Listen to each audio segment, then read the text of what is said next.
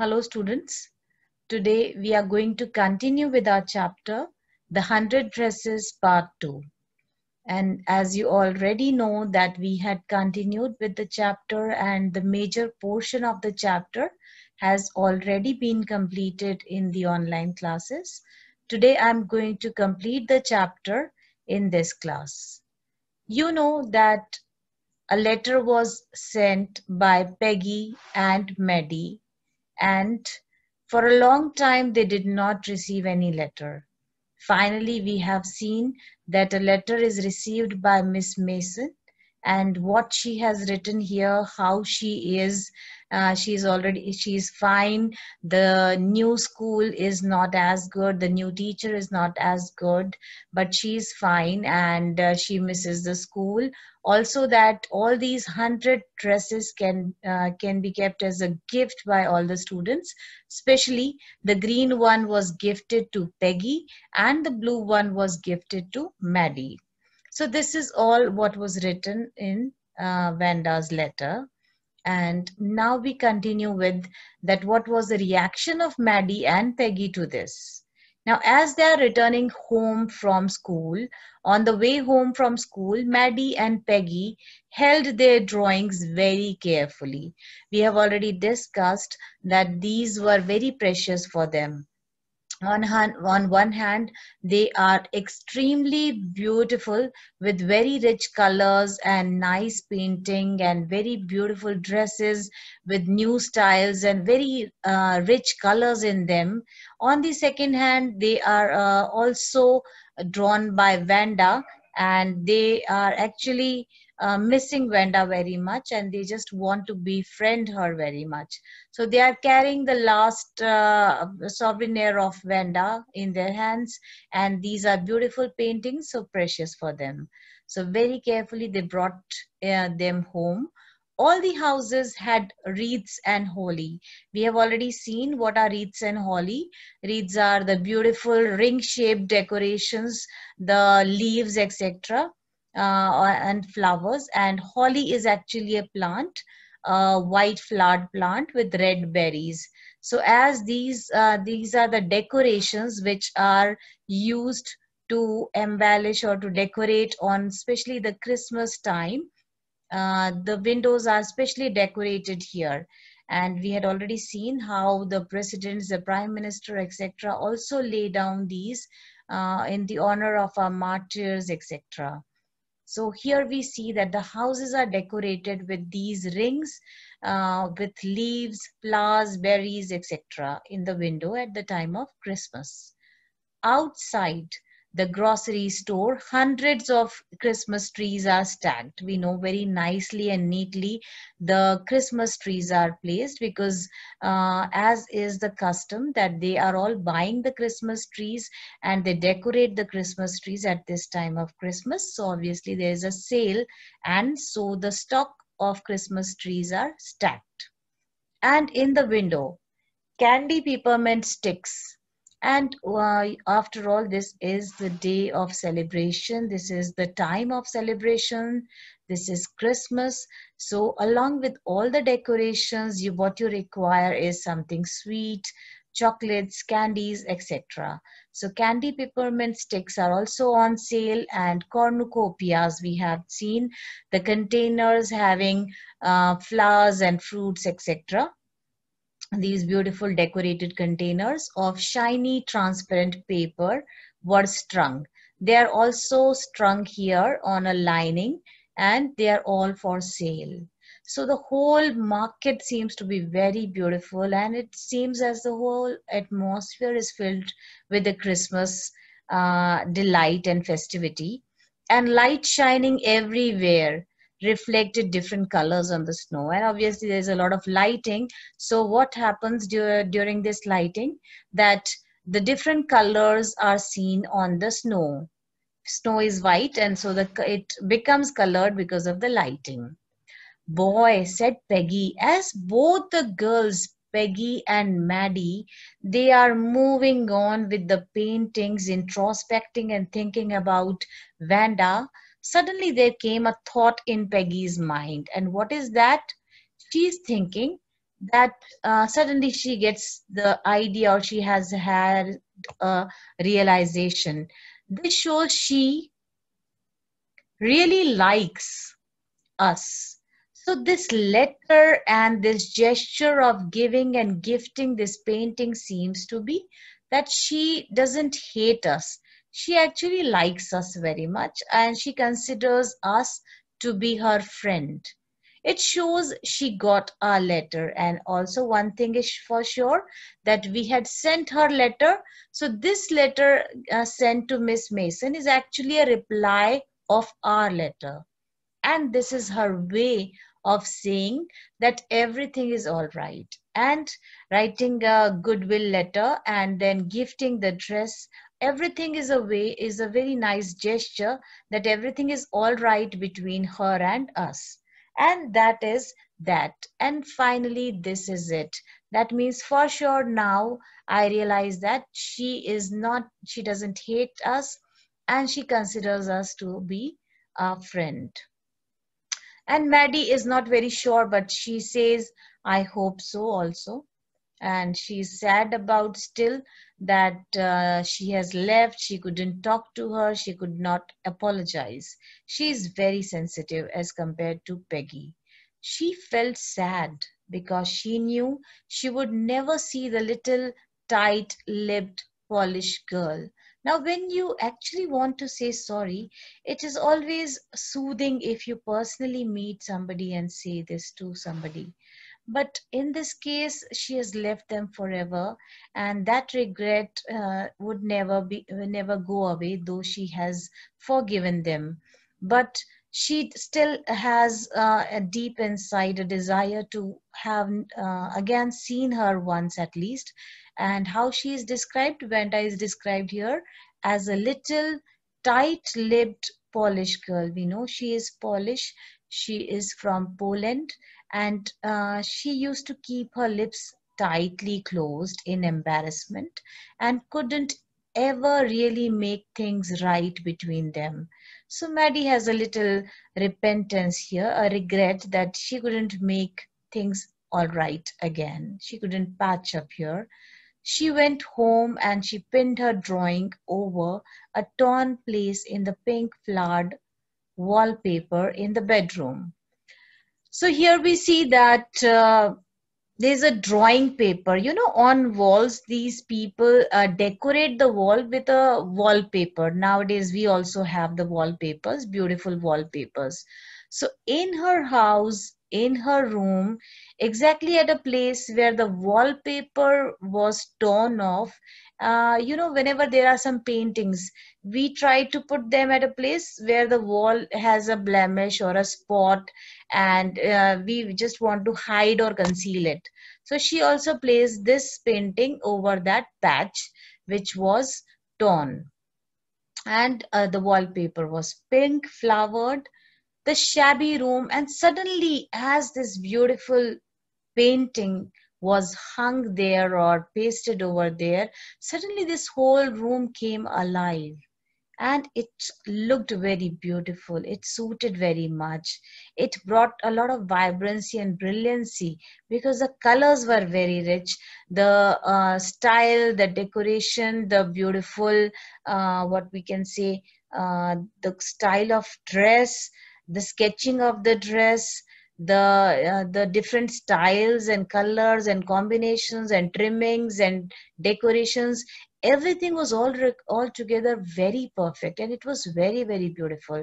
So it actually embellished the whole room also, and the whole room became beautiful. And then in the bedroom, this is the bedroom, the shabby room came alive. The shabby room, the dull room, the worn out room is looking nice and lively now from the brilliancy of the colors, because of rich colors being used here, a very nice color combination. Maddie sat down on her bed. You know, we also decorate the walls. And once the wall has nothing, it is just white, and just put a nice painting, and look how the whole uh, wall comes out alive and looks very beautiful. So here the shabby room came alive from the brilliancy of the colors. Maddie sat down on her bed and looked at the drawing. Now she is sitting at the bedroom, in the bedroom at the bed, and she is just gazing at this painting, looking at it. She had stood by and said nothing. And she said nothing. She's just there, standing and saying nothing. But Vanda had been nice to her. Okay. Now, this line actually means that Maddie was actually standing nearby Peggy and all the other girls, and was in a way present where she was being bullied. Vanda was being bullied and she was being mistreated and teased and mocked. But so it is her wrong deed that she did not voice her opinion. But Vanda has forgiven her, and Vanda has been so nice to her anyway. So we can see that Vanda is really large hearted. She has forgiven her and even gifted this beautiful painting to her, the blue dress one. And so now she is gazing and she is remembering Vanda here. Now, what else does she notices, and what does she realizes? Let's see. Tears blurred her eyes, and she is repenting that she was so bad and wrong in her behavior.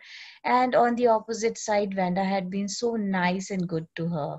She gazed, and so tears started rolling down her eyes, and the eyes were blinded by tears. And she gazed for a long time at the picture. Then, hastily, very fast, she rubbed her eyes and studied it intently. Suddenly, her her gaze, her attention was moved from the dress to the face of the painting. And what did she notice? The colors in the dress were so vivid. Okay, first, the colors are very vivid and clear that she had scarcely noticed the face. Earlier, she actually could not notice the face because of the very vibrant, brilliantly colored dress. And later, when she actually the attention was drawn towards the face, she actually noted something very, very surprising, and that is the head of the drawing, the face of the drawing. But it looked like her. Actually, this painting's face is like Maddie. That means Vanda has actually drawn Maddie into this blue dress. It really looked like her own mouth. Why it really looked like her own self? Vanda had really drawn this for her. That means it was already planned and intentionally drawn. Excitedly, she ran over to Peggy's. Now, if hers is her own Maddie's face there, it could be possible that Peggy may also have her own face, the green dress with Peggy there. And she went to Peggy and she asked, Peg, Peg is the nickname we can say. She said, "Let me see your picture." "What's the matter?" asked Peggy, as they clattered up to her room where Vanda's drawing was lying. Clattered with a sound, they are running towards the room, and Vanda's drawing was lying face down on the bed. So it is still not hung anywhere. It was just lying, and Maddie carefully raised it, very carefully. "Look, she drew you." And as expected by Maddie, she has actually drawn Peggy in this drawing. "That's you. And see, it is you," she exclaimed. And the head and face of this picture did look like Peggy. So the hair, the head, the face, everything is looking like Peggy's. So this has been intentionally and previously itself decided and drawn by whom? Vanda. "What did I say?" said Peggy. "She must have really liked us anyway." And you know that Peggy is always ready to take the credit every time. Whether it is earlier credit that it is all because of my dress game, that she has got all the ideas and finally she has been able to win the competition. And this time again, she must have really liked us. So we are so good. She liked us, and that is why she drew us in the painting. So this is how Peggy reacted. Anyway, so whatever has happened, but the reality is that uh, at the end of the day, we know and we realize that she likes us. Yes, she must have. Agreed, Maddie. Finally, Maddie is also clear about it. Her doubts are very clear now, and she agrees that yes, she likes us very much. And she blinked away the tears that came every time she thought of Vanda. But still, whenever, because she misses her, she has that guilt conscious. So, whenever now she remembers of Vanda, every time tears roll down her eyes and she has to wipe them off. That came every time she thought of Vanda, who was standing alone, who was helpless, who needed help, who was embarrassed, and there she could not help her because she was a coward. So, standing alone in that sunny spot, in the school premises, in the sunny spot, all alone, so she always remembers and recollects that situation, the game of dress where Vanda is standing alone, embarrassed, and they are all teasing her, and she is saying nothing. In the schoolyard, looking stolidly, stolidly is very indifferently, in a callous way, without emotions, in that sunny spot, or over at the group of laughing girls. And imagine how many girls are laughing at her. This could really embarrass and shake the confidence of a person, sometimes permanently. Even you can go in depression if people may behave like that. So it is actually wrong on the part of students to mistreat and bully their fellow students and classmates. Looking stolidly, after she had walked off, after she had said, "Sure," 100 of them all lined up. And now she remembered that once this line is said by Vanda, that I have hundreds of dresses all lined up in my closet, and when she goes away, all these girls used to laugh at. Children, here I would really think of, and I really want to say something, that I have seen students being bullied in the school, and most of the confident ones, most of the intelligent ones, most of the ones who are bubbling with confidence may sometimes bully the others, tease the others on any reason. It could be for simple light-hearted manner, it could be laughter. Some may have do it intentionally to look down and belittle others, while some of you would be just doing it for a light-hearted humor, etc. But you should always remember that life is very precious, and life and psychology of a person, mental state of life of mind is very important.